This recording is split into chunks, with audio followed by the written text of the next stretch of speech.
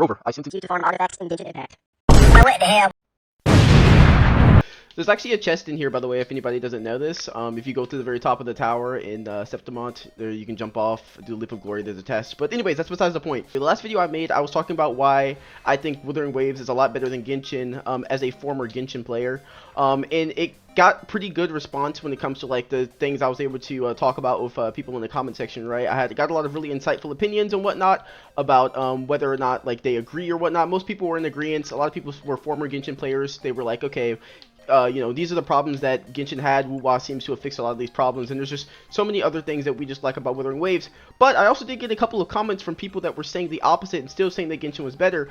I did notice a trend though. Typically with most people that say Genshin is better, they can't exactly give me a reason why. And I did say in the last video, you know, like I freaking got hit by a car, and that's what it took for me to realize that Wuthering Waves is peak. What do you, maybe you also need to get hit by a car. If you disagree, prove me wrong. Instead of letting you prove to me why it's better, I will instead prove to you why it's worse. I do want to say that there were a couple of people that had some really valid reasons for why they do like Genshin more. A lot of those reasons come down to storytelling or just preference mainly. So if you just prefer the stories in Genshin or you're more attached to them, that's of course a very valid reason for why you would like them more. But if you don't, then a lot of the gameplay or core gameplay mechanics and just a lot of the quality of life stuff in Wuthering Waves is a lot better. And I can explain just on a basic level, even not as an expert myself, what's better about Genshin, about what's better about Wuthering Waves when compared to Genshin. So first things first, one of the first things I want to talk about here are going to be farming. Now when we're talking about echoes versus artifacts, which is a really important factor because it means a lot when it comes to how strong your characters are. For one, I just want to talk about it, by the way. Jinshi, I made her a lot better. She was 21% crit rate at first, and she also had like 160 crit damage or something like that. I got her a lot better stats. Here, I farmed her a decent bit. Just don't look at my resonance liberation damage bonus or resonance skill damage bonus. We don't look at that. Just look at the damage here. And also, I did change some stats on Brant as well. Brant looks a lot better now too. Probably could do a little bit more crit rate. I guess if that's the case, I was thinking maybe mono fusion, maybe too. I don't really know. I don't know. It's tell me better. I'll get that for sure. But yeah, either way. To touch back on artifacts versus echoes, this one's a very obvious one. Echoes are unlimited, artifacts need resin. So this is a very important thing when it comes to a gacha game, how much you can actually farm for resources and materials, especially when it's a gacha game like this, where your resources and materials determine how strong you are, and especially when those resources and materials have different chances hidden behind them, right? So there's different gacha even within those. When you're farming for artifacts in Genshin, you have to fight a boss or fight certain enemies to get the higher tier artifacts, the ones that you're actually going to be running if you're going for like the strongest content and you're just trying to have your team be relatively strong, or at least, let alone like top tier strong, right? In Genshin, you have to spend resin to farm those, which means you're limited and gated on that, how much you can farm per day, per week, and so on and so forth, which causes a pretty big problem when stats on the artifacts are randomly generated. In Wuthering Waves, stats on the artifacts also are randomly generated when you level them up. But the difference between that and Genshin is the fact that these stats, or these, even on bosses that have their specific domains and whatnot, or just different things that you're going to be finding when you're walking around Solaris, you can pretty much farm these infinitely. You can, so if I wanted to, let's say, farm this guy, I could go here, go to the index, and let's say I want to farm that one guy. I need more of them. I could do this, just detect them, and it's going to keep tracking them. I can kill this one, it'll show me another one on the map. I can keep doing that, and keep finding them. Whereas in Genshin, if I don't have my resin, I'm not going to be able to farm those, and I'm pretty much done for, right? I just have to take my break, say, okay, well, you know, I've done my dailies, I've done my farming, there's not really anything else to do now. That's it, right? That's where the gameplay typically ends. But in Wuthering Waves, you can always farm for better stuff, which is why my characters look a lot better than they did even a couple days ago, because I was able to farm for them a lot and get a decent bit better stats. There's definitely things I could do a lot better on here, but this is a lot stronger than she was, like, even in the last video. Like, last video, we were looking like a lot weaker. Only a couple days have passed, and I've gotten this much stronger. Of course, in Genshin, that's not a thing. Now, weapons. Let's talk about weapons, actually. Because in this game, weapons are handled very differently than in Genshin. In Genshin, I didn't even have the guts to summon for a weapon because I knew that the way the banner worked was okay, here's the way the banner works in Genshin, right? Just to remind you. If you're summoning in Genshin, you can summon, it has a 90 pity weapon banner, of course, by the way. So 90 pity, 10 pity higher than Wuthering Waves, of course. So 10 more summons, generally. Maybe not every time, but when I'll show you the graph here on pity, kinda every time. So 10 more summons on Genshin, right? You have a 37.5% chance to get the weapon you want, right? So there's going to be 3 5-star weapons on the banner. There's a 37.5% chance to get the one you want, of course, because you're typically only 1 in 1. There's another featured 5-star, so you have a 37.5% chance to get that one, and then you have an additional 25% chance to pull the unfeatured normal 5-star weapon. The issue with this is that when you fail the summon, so in order to guarantee that you're going to get the weapon that you want, you have to then go and fail the actual first pull, right? So you have a 37.5% chance of pulling it. Remember, 90 summons maximum. And then you're still not guaranteed it after 90. You have to summon again, and then you can get it guaranteed on the second 90 or so pulls, right? So this theoretically, you could be pulling like 100 and theoretically, you could be pulling 180 times before you actually get the weapon you want, right? That's a lot of pulls. Whereas in Wuthering Waves, it's actually a lot different. For one, as I showed a minute ago on the graph, the chances are a lot better. And then also, you're just guaranteed the weapon on Wuthering Waves, which is kind of unseen. I was shocked when I saw this. I thought I was misreading it and misunderstanding it. Every 10 convenes guarantees a 4-star or above item. That's typical for these types of games. The target 5-star weapon is guaranteed within 80 summons, 80 convenes. That means that you just get it.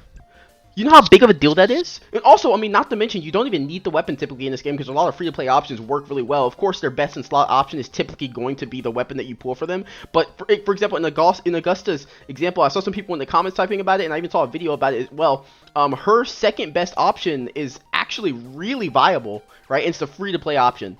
So it's just so much like, it's just such a better quality of life thing, and they seem to care just way more. Like, it's just like money, like trying to grab like as much money as they can away from the players, while giving them as little as possible, is what it feels like Genshin's motto is.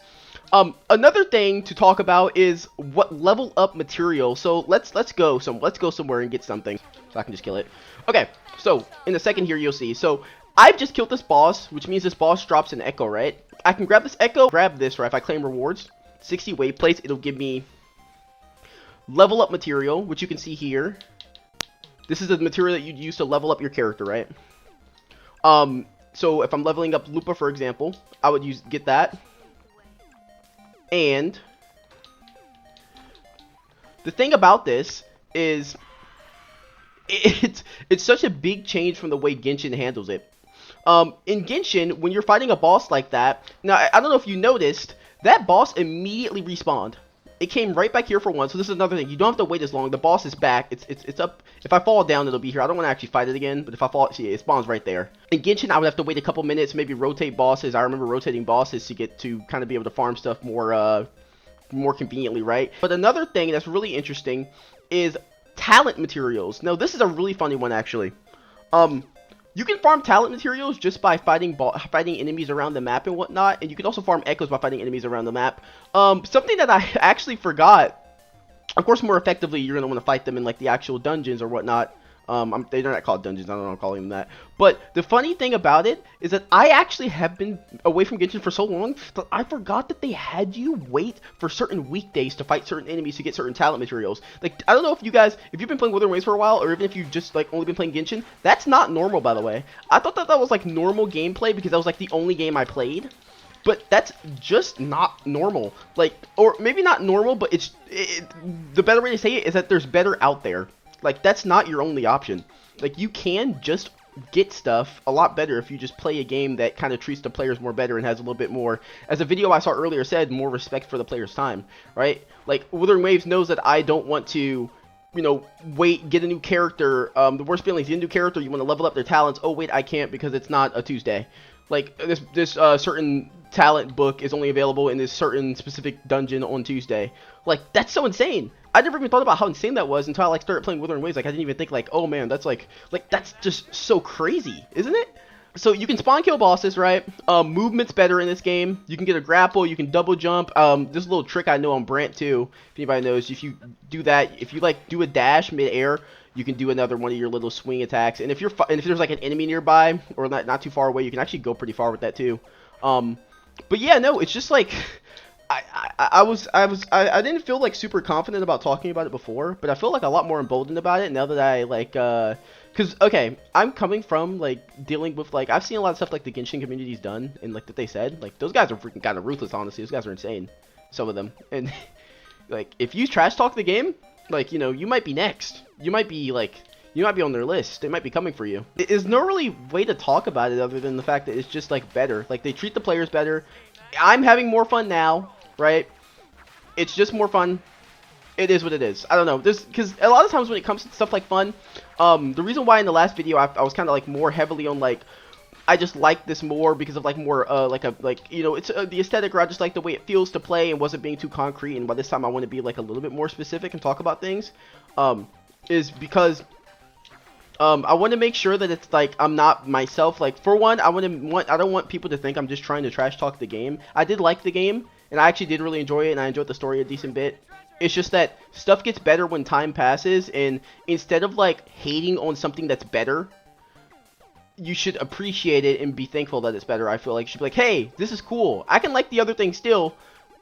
It's just like I'm not gonna be in denial, right? And a guy pointed out in the comments, or it was a guy, or I don't remember. Somebody pointed out in the comments in the last video, they said that a lot of people who defend Genshin blindly defend it mainly because of the fact that they put an investment in the game and it's been like a long time investment. And that makes sense, right? If you put a lot of investment, a lot of money, a lot of time, you typically don't want to see the thing that you like be trash talked or anything like that. And this doesn't mean that you can't enjoy the game. It doesn't mean you can't play it.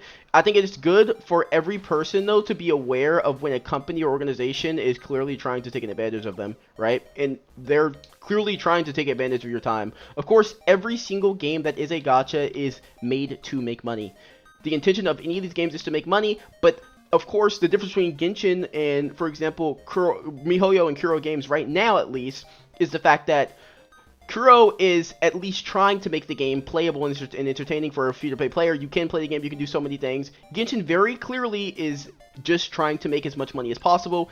Even evident through their most recent trailer thing, it was like really funny looking at, right? Like they're showing like limited 5-star characters instead of like the region that they were like advertising, right? And I know that's like kind of like a cherry pick, but just stuff like that really matters, I think, like the subtle stuff, you know? But yeah, no, I want to play this more. I want to farm my characters and make them way stronger. My main thing right now is I want to get a second team. I haven't even been able to do any of the Tower of Adversity or anything like that. I think I did some of it, but I only have one team, so I can't do that or Whimpering Waste properly. I don't even know if I'm strong enough to do them in the first place. I want a Lupa team. I really like Lupa. I was using her at first, but without like a proper team. This is my other team, by the way. I'll show you guys. So, this is what I was gonna use. But I don't really think I think you need Miss Splitter on her. And I don't have Miss Splitter. So, or not needed, I think it's best. I mean, I guess I don't need it. It's not like best. Not like it's required or anything, but I was just like, I didn't want to make, I don't know, I kind of like, I admit I build teams off of who I think is cool. A lot of times. That's why I was running, I was actually, before I pulled Shorekeeper, I was running Lupa, Brant, Jinchi, which like probably sounds pretty terrible to anyone who has more experience than me in the game. But I thought they were pretty cool, so I was just playing that. And then at one point, I saw a video, and I was like, okay, well, I want to try and learn team building a little bit and learn stuff a little bit. And off of what I learned, I'm under the impression that a team like that doesn't really make sense. And so a team like Chixia, Lupa, and Brant makes a lot more sense, because I know she gives like Shred, Fusion Shred or something. Anyways, yeah, that's all. I'll see you guys later.